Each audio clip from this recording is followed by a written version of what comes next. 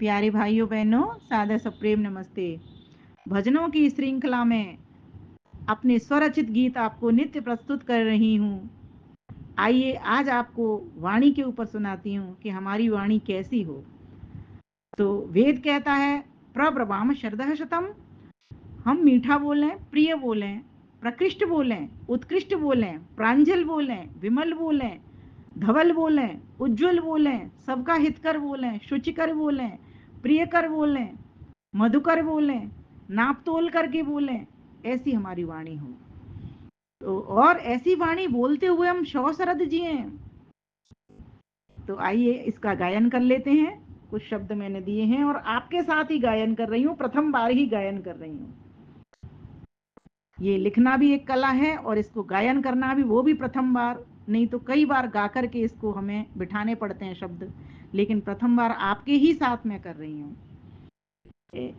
ऐसी कृपा करो करतार, ऐसी कृपा करो करतार, वाणी चले सो जन्म हमार, कभी किसी का दिल न दुखाए, सबके दिलों पर राज कराए, कभी किसी का दिल न दुखाए, सबके दिलों पर राज कराए, ऐसे निकले बोल मधुर प्रिय कुह के कोयल डार, ऐसी कृपा करो करतार, वाणी चले सो जन्म हमार, कौआ कर कश नहीं सुहाए, छत से दे सब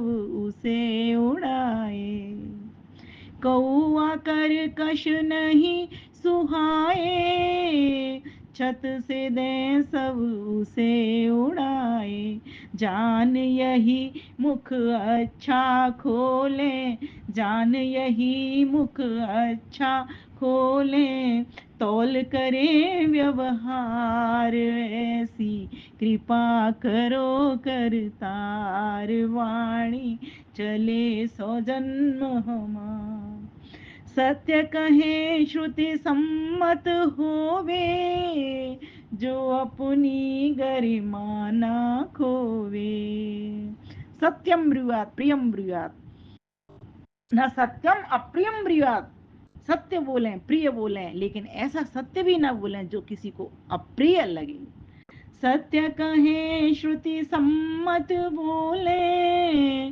जो अपनी गरिमा ना खोवे, हित कर शुचि कर बोले विमल मृदु, जोड़े जो सबसे तार, ऐसी कृपा करो करतार, ऐसी दया करो करतार, वाणी चले सो जन्म हमार, मर्यादित जिनकी हो बोली, चले निराली चाल हो टोली, मर्यादित जिनकी हो बोली, चले निराली चाल हो टोली, मिले सफलता निजी क्षेत्र में, बोल मुख्य आधार, ऐसी कृपा करो करतार, ऐसी दया करो करतार, वाणी चले सो जन्म हमार, वाणी चले सो जन्म हमार। प्यारे भाइयों बहनों, हमारे मुख से ऐसे बोल निकले जो किसी का दिल न दुखाएं, अर्थात किसी के दिल को छू जाएं और किसी के लिए इतनी स्वस्तिकर वाणी हमारी हो जाए, इतनी कल्याणकारी। भद्रम कहते हैं ना, ओम भद्रम कर्णेवे शृणुयाम देवा, भद्रम पश्येमाक्षभिर्यजत्रा, अर्थात ऐसा बोलें, ऐसा सुने, ऐसा देखें, हे प्रभुदेव, किसी का किसी भी प्रकार का हम दिल न दुखा पाएं, ऐसी हमारी बोली हो, अर्थात मुख से किसी की हिंसा न कर पाएं, मुख से किसी का को प्रोत्साहन दे पाएं, किसी का मनोबल बढ़ा पाएं, इस वाणी को हम ऐसा बोलें और सत्य कहें, हर वक्त नहीं बोलते रहें, व्यर्थ नहीं बोलें, तोल करके बोलें, जितना किसी के हितकर है, जितना किसी को जरूरत है उतना ही हम बोलें, उतना ही सुझाव दें। आजकल सुझाव भी बहुत बड़े बड़े लोग देने आ जाते हैं, कभी किसी को कुछ बात पूछो तो पहले सुझाव तैयार रहता है, जब तक सुझाव कोई लेना तब तक सुझाव देना नहीं। हाँ, अगर किसी को कोई समस्या आ रही है तो उसको आप बता सकते हैं कि अगर आप ऐसा करोगे तो इससे आपका भला होगा, इससे आप हानि से बच जाओगे। इसीलिए हमारा बोल ऐसा हो, कौआ की तरह हर वक्त काँव काँव नहीं करना। कहानी आती है ना, एक वृक्ष की शाखा पर एक कौआ बैठा था, वहीं एक वृक्ष की शाखा पर कोयल बैठी थी।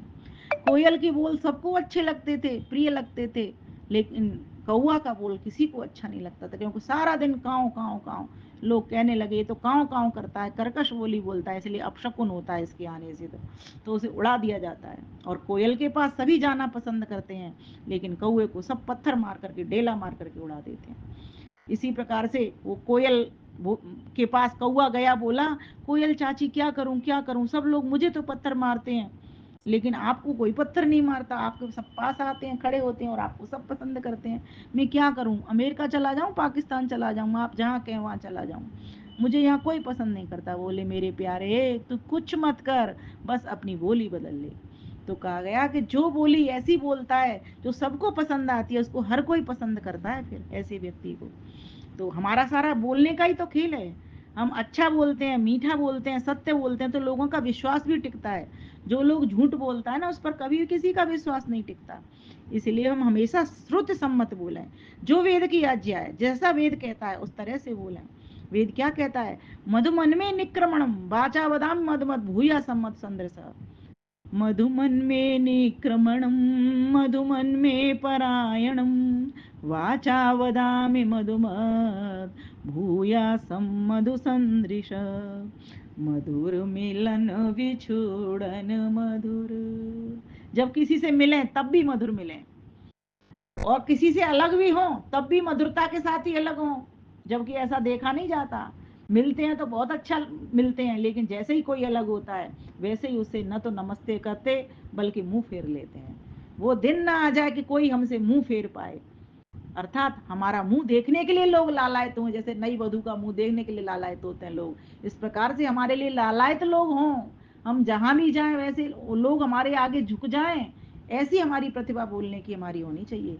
ऐसी मधुर मुस्कान मुख से निकलनी चाहिए, ऐसी मीठी बोली, सत्य बोली हमारे मुख से आनी चाहिए। तो कहा गया कि हम कैसा बोलें, कि बहुत मीठा बोलें, और मीठे के साथ साथ ऐसा मीठा भी ना बोलें जिसके भीतर विष भरा और ऊपर उसके घड़े के ऊपर अगर अंदर से विष भर दिया जाए और ऊपर से शहद लगा दिया जाए, और फिर जब कोई शहद को खाने लगे तो पता लगे नीचे से विष भी साथ में आ गया।